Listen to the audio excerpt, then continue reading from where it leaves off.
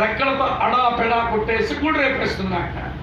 అరే నీ పిల్లలు ఉన్నాయి కదా అందులో, అవి కింద పడిపోతే చచ్చిపోతాయి కదా అంటే పక్షిరాజుకి ప్రేమ ఉండదా పిల్లల మీద?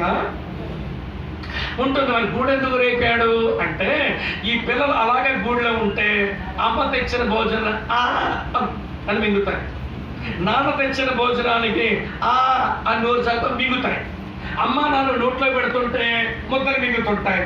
మరి రెక్కలు కొట్టుకోవడం ఎప్పుడు నేర్చుకుంటాయి? వాటి ఆహారం సంపాదించుకోవడం ఎప్పుడు నేర్చుకుంటాయి? ఎంతసేపు గూట్లోనే ఉంచి నోట్లో ముద్దలు పెడుతుంటే మింగుతుంటాయి, ముద్దలు కొట్టాకూరులాగా.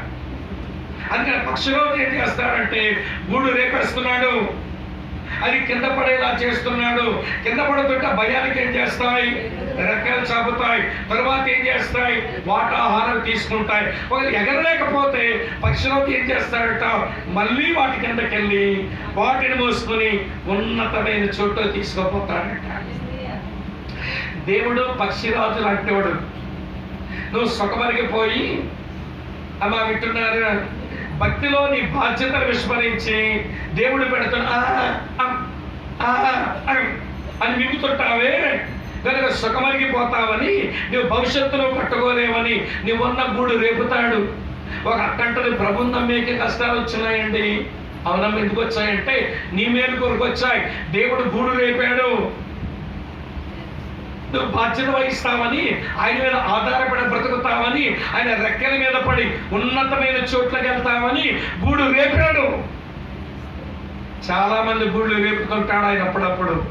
ఆర్థిక పరమైన ఇబ్బందులు, కుటుంబ పరమైన సమస్యలు, ఉద్యోగ స్థలాల్లో సమస్యలు, చదువుకునే చోట సమస్యలు, ఇవన్నీ ఎందుకు వచ్చినాయి? దేవుడు ఎందుకంటే గూడు రేపాడు అంటే అది మన ఆధ్యాత్మిక జీవితానికి మేలు కొరకే గూడు రేపుతాడు. అర్థమైందా?